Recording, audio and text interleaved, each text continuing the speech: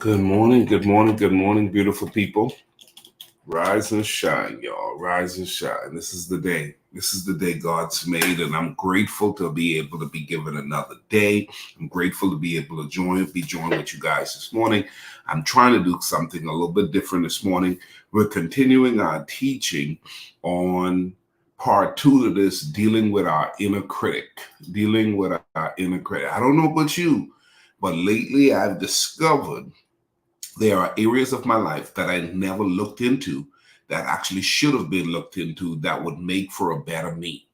Because really, that's what it's all about. I want to be the best version of myself so God could be glorified. Okay, let me say it again. I want to be the best version of me so God could be glorified. Now, the challenge is if you've become accustomed to a particular way, sometimes you will never change that way because that's what you're accustomed to. And so you go through this whole cycle of doing the same thing, expecting a different result, only to find that there's nothing's changing because you're not going where you really need to go. Okay, you're not going where you really need to go. And until you decide to go where you really need to go, you won't tap into the areas that could be hindering you.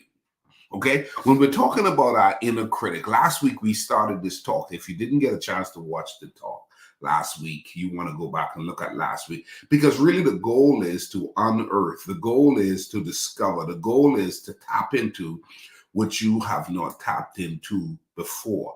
When we talk about dealing with our inner critic, what do you think about these positions when it comes to you? Number one, you are never satisfied. Do you find yourself struggling with this whole concept of not being satisfied?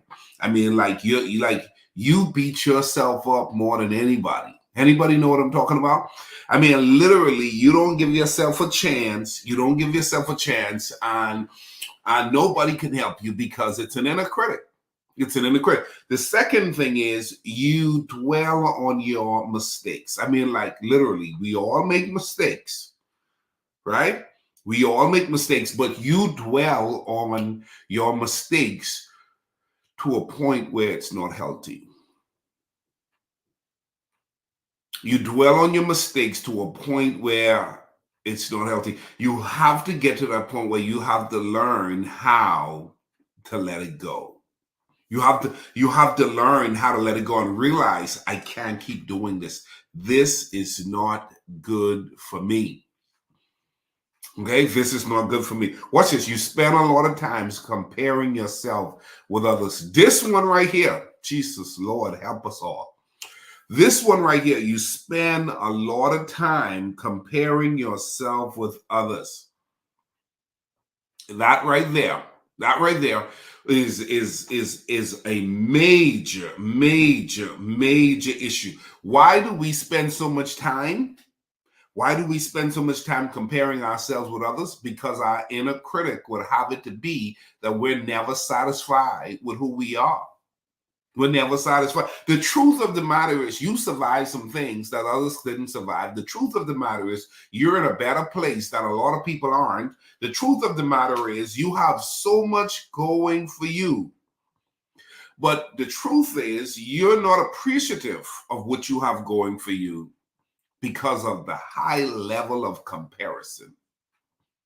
High level of comparison. There are people who can't sleep. They can't. And let me tell you something, social media is not helping it at all.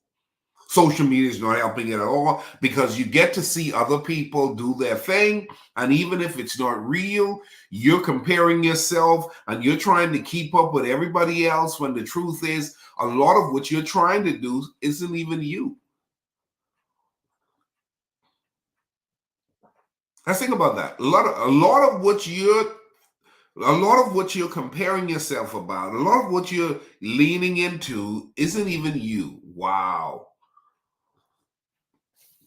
So watch this. Another one is you blame yourself for all of the negative things that is happening around you, the things that has happened around you, the things that's happening around you. You blame yourself for all of the negative things. Hold on. you're not in charge of everything that's happening around you. You come on, man. Come on. There are some people, I feel so bad for everything. Jesus Christ. You can't be in a good place when you feel so bad for everything. You watch the news and you feel bad. You look on the right and the left of the street, you feel bad. You know what I mean? People come to your house and they start telling you what their situation is and you feel bad. You just have this thing going within you that you just start beating yourself up on the inside. And here's the deal. Here's what I've discovered. A lot of people, Coach Deborah, a lot of people, what they do is then they start to find a support group that helps to reinforce their position when it comes to their inner critic. They look for a support group, and let me tell you, there will be people who will reinforce the idea that is limiting, but is truth to you that you're living with. There are people who will help you to reinforce that limited idea, the idea that's not good for you, but it's the idea that you're living with. They will reinforce that. That's why you have to evaluate your association. You don't want nobody that's trying to keep you down, encouraging you to stay down because it's safe, because it's what you've been accustomed to. Okay? So let's go to this next one. You believe life is just against you. You just believe life is against you. There are people, Coach Deborah, there are people, Miss Cynthia, when it rains, it pours. I can't win for losing. I'm telling you, man, I'm trying to stay away from people like that. Like I'm literally learn to disconnect, learn to pull back. You don't want to be associated with anybody who just really believes if anything bad is going to happen, it's going to happen to them. And if that's you, you want to do the work. You want to do that. You want to get rid of that programming, the whole programming of when it rains, it pours. No. You want to gain a healthy narrative. You want to realize, okay, I'm not in charge of everything. And if I'm not in charge of everything, I'm not going to beat myself up about everything. Okay? Let's go ahead and say that with me, guys. Write that down. I'm not in charge of everything, so I'm not going to beat myself up about everything. Please, come on. Grab a hold of that with me. I'm telling you, it'll help you. It will help you. It will help you. It will help you from having some frustrated days. It will help you from losing your joy. It'll help you from losing your peace in areas where you literally, come on, man, where literally you could be doing so much better, but because of how you have framed your position on viewing life, you're carrying the burden of everybody, and it won't help you carrying the burden of everybody. So it's difficult to carry your own burden. It's difficult to carry your own burden. So to try to carry everybody else's burden is a recipe for disaster. It's a recipe for disaster. So you've got to get to the point where you realize, okay, you realize that y'all get this right here. Listen, I'm not in charge of everything. So I'm not going to beat myself up about everything. I'm not. Okay? I'm not in charge of everything, so I'm not going to beat myself up about everything. And so that means, here's the deal. I'm going to give you guys a few tips. This is the last one. You feel guilty about a lot of things. Okay? You feel guilty about everything. Just you feel guilty about, what's happening over here. You feel guilty. And you're beating yourself up, and it's not helping you. It's not working out for you. And I'm wanting you to get past that. But here's a couple of things you need to do. Okay, number one, write this down. Stay calm and listen. Stay calm and listen. You have to learn how to stay calm. You have to learn how to get to that place where, watch this, you take a deep breath and you listen to what your inner critic is saying. And then sometimes criticism brings feedback that can help, but sometimes your feedback also has to be monitored to pay attention. Is this helping or hurting? Is this about to put me in a bad place, or is this okay? So stay calm and listen. Well, man, listen, when I'm freaking out, I'm freaking out. I don't ever stay calm. Well, you're gonna need to learn how to stay calm. You can learn how to stay calm. You can learn how to listen to yourself. What am I saying to me that's not helpful? What am I saying to me that I need to let go? Well, I've been saying that to myself for a long time. I've been saying that to myself for a long time. Well, I want you to stop saying that to yourself because it's not helping. What you say to yourself all day long will become your reality. Okay? So let me say that again. Watch this, watch this. What you say to yourself all day long will become your reality. And watch this. Some people pride themselves on, I've been saying that. Well, why don't you say something that you could say? I've been saying that and it's working favorably for you versus I've been saying that and it's working against you. Why are you so quick to be excited about the things you have said that's not working for you when the truth is life and death is in the power of your tongue and you need to learn how to say what's working for you that's going to benefit you and put you in a better place. Number two, guys, number two, we're almost done. Evaluate the source. Evaluate the source. We're talking about how do I deal with my inner critic?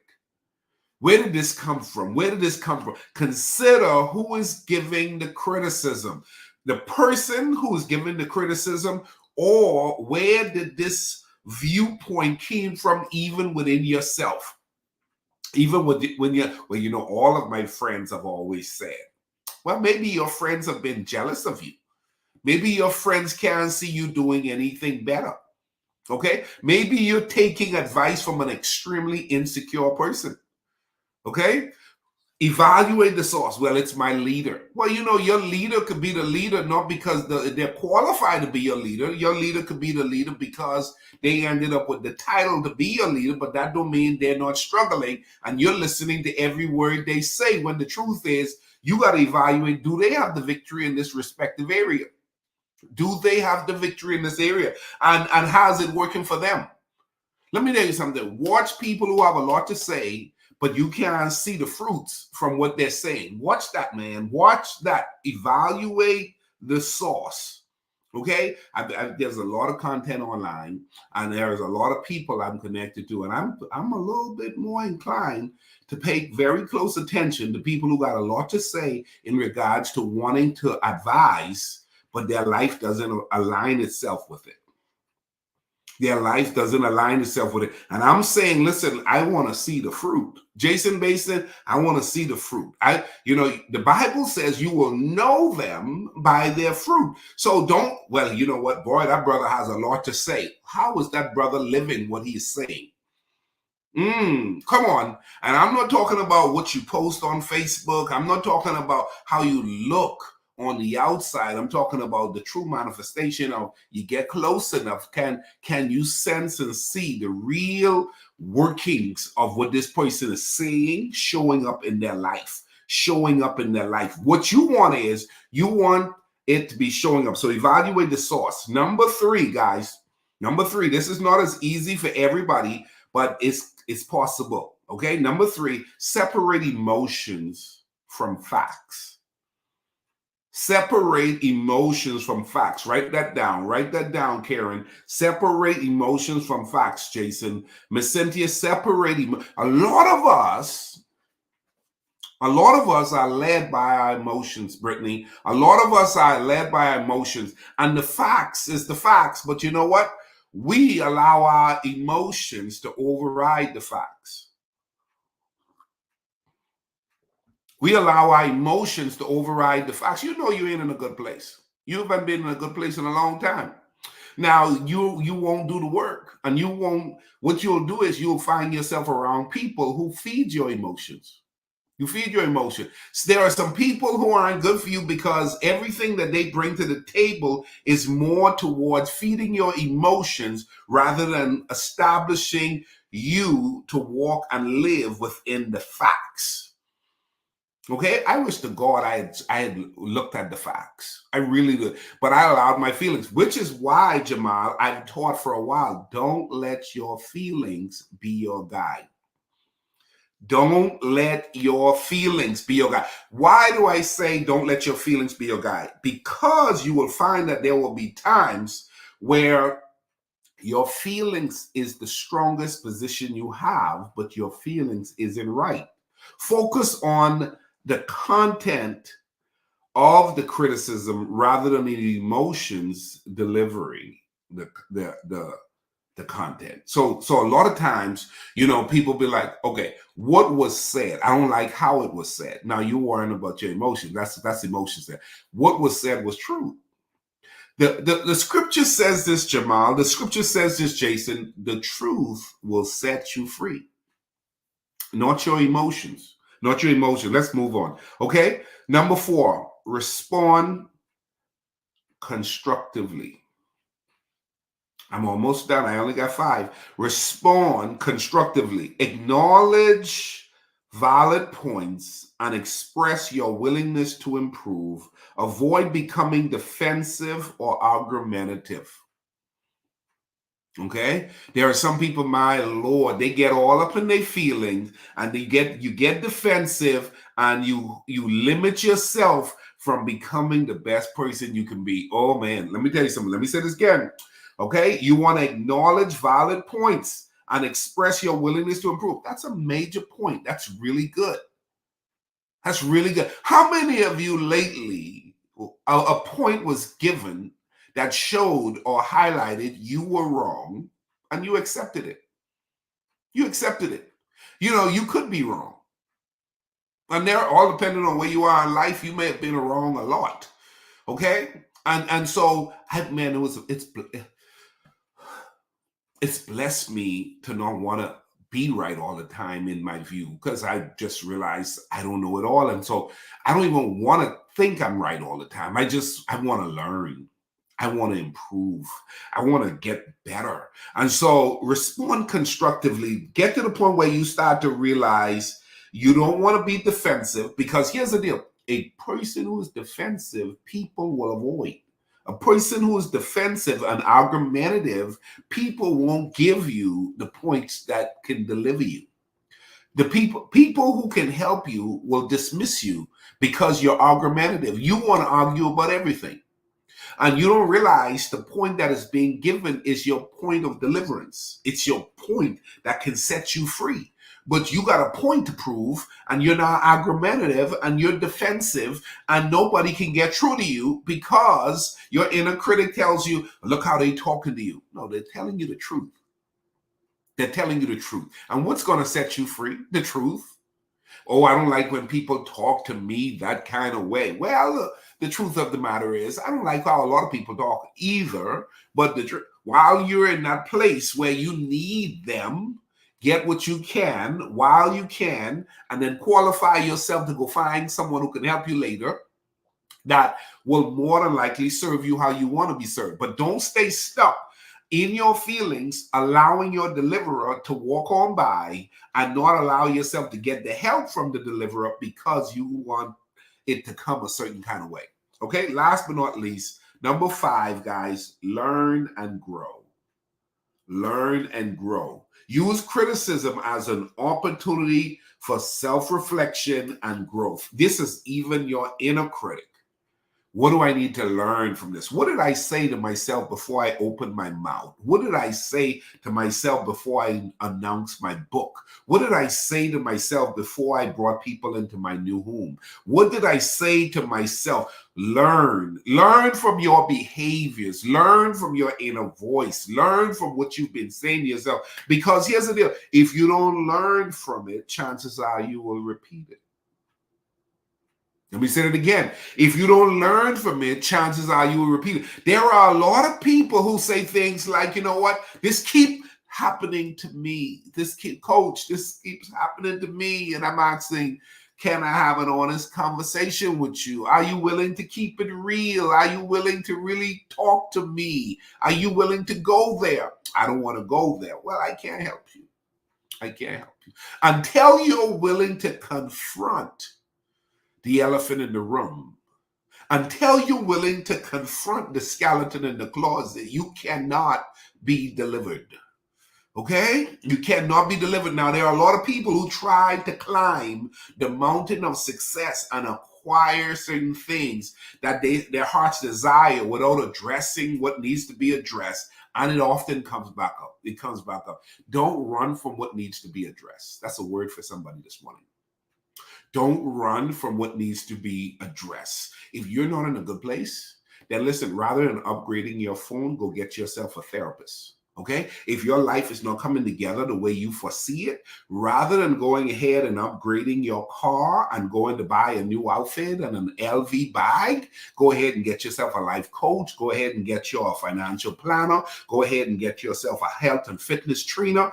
Get yourself help from somebody who's skilled in helping you rather than feeding the facade that actually only makes you look good on the outside. But at your very core, you know you're not in a good place.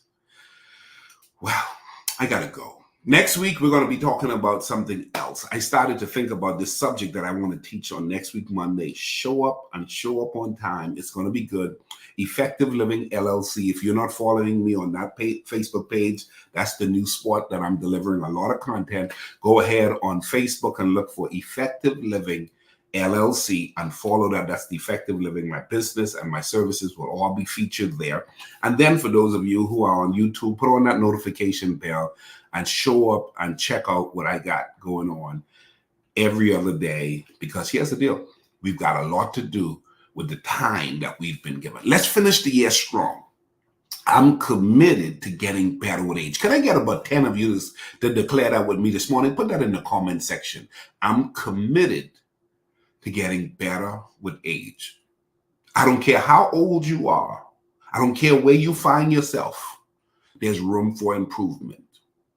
I'm committed to getting better with age. If you could say that with me this morning, I believe that you will start your day off a little bit different with the understanding I've got some work to do. I'm going to do the work so that I can be who God's created me to be. I want God to be glorified through my life. Have a great day, guys. Bye-bye.